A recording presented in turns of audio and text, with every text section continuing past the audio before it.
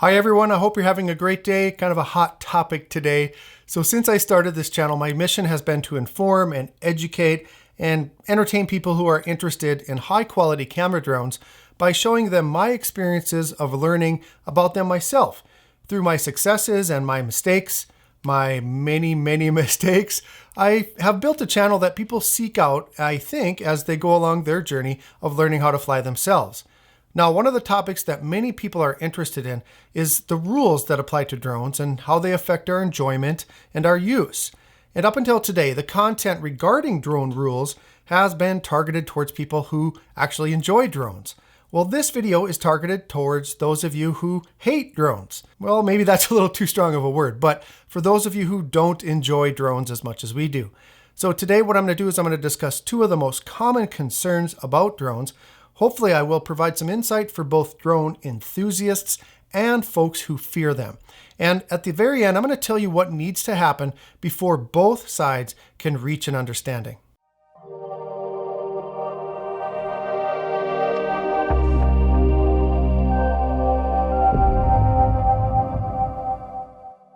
Hi everyone, welcome to 51 Drones. My name is Russ, and on this channel you'll find a variety of content related to drones, related tech gear, tutorials, reviews, and comparisons and things like that.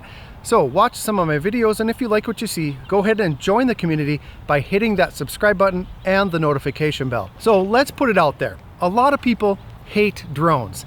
They fear them, they think they're dangerous, they think every drone in the sky is invading their privacy.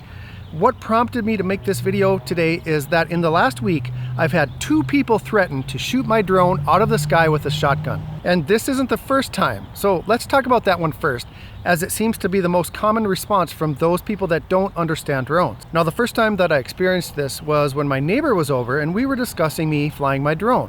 And I asked him if it ever bothered him when I flew a little too close to his house. And he replied, "No, I have a shotgun that'll take care of it." And I just laughed it off, but then a few weeks later, I got the same response from another gentleman that values his privacy to an extreme level. Now, I totally understand the privacy issue.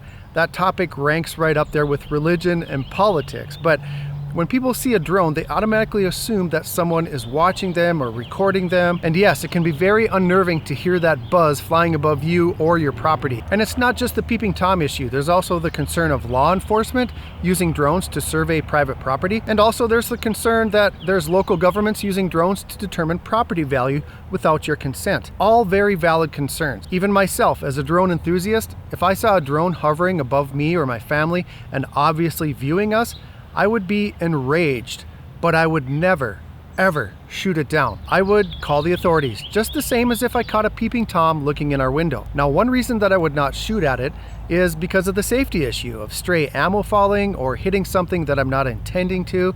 And secondly, and more importantly, a drone is an aircraft. The sky is governed by the FAA, and yes, even the sky directly above private property. The Aircraft Sabotage Act protects all aircraft from any threat. Sorry, but that's how it is.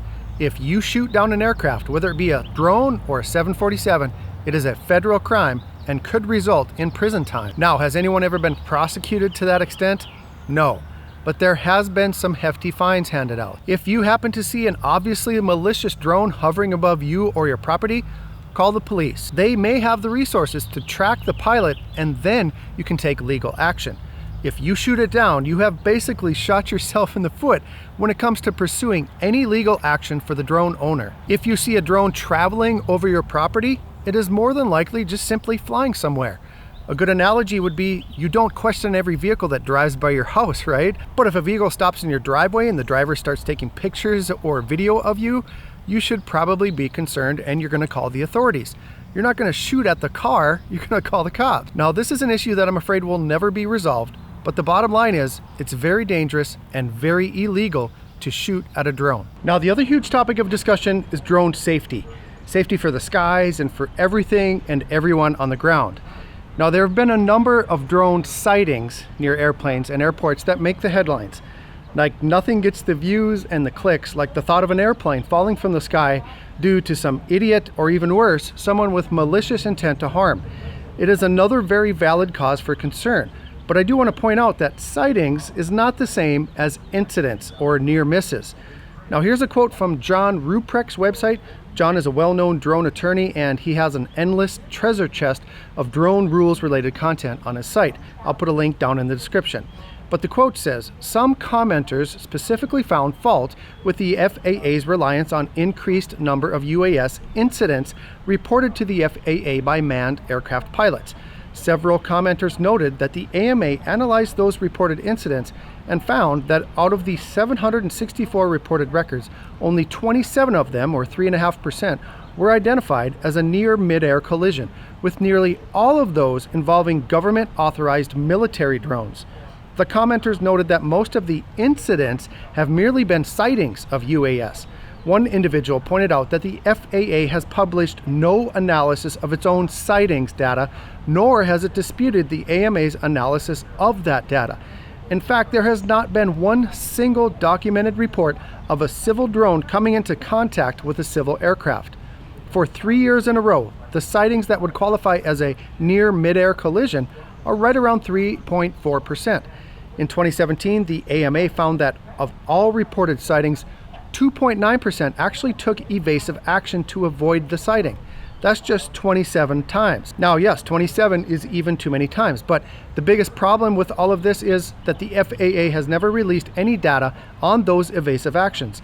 There's nothing published that tells anyone what the actual sighting was in those 27 cases. So here's what I wish for every citizen to understand. Everything in the sky is not a drone. The prejudice and the fear of drones that is exploited is what has brought us to this point. To put things into perspective, I want to show you some statistics. In regards to birds and planes, here are some documented facts. There are over 10 billion birds flying in the US, and there are just over 1 million unmanned aircraft flying in the United States. There have been 160,000 wildlife strikes since 1990, and 14,314 of those have been bird strikes. There have been 0 unmanned aircraft strikes reported, and 238 wildlife strikes resulting in injuries or fatalities. And there have been 37 bird strikes resulting in injuries or fatalities. So wouldn't it make more sense to be talking about bird safety just as much as we talk about drone safety? Now, I would never want anything to strike an airplane that I or my family was riding in, but I will tell you that I would rather take my chances with a Mavic 2 Pro hitting the plane than a 16-pound goose. There is absolutely no valid evidence at all demonstrating the damage that a drone would do to an aircraft. It's all speculation.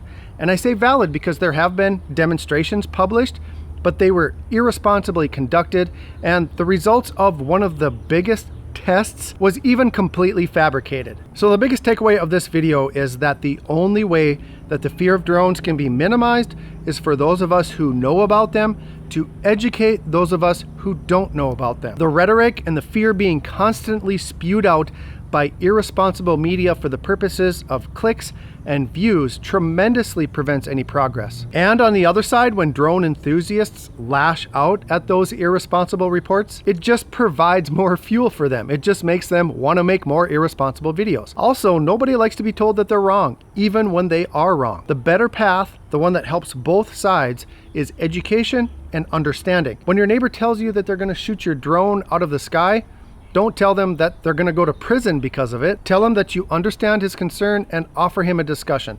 Ask him why he wants to shoot down your drone. That gives you a better chance to educate and hopefully remove some of his fears. So this is a discussion that's going to go on and on forever. So tell me your thoughts in the comments and we'll visit about it. If you got anything of value out of this video, please click on that thumbs up button.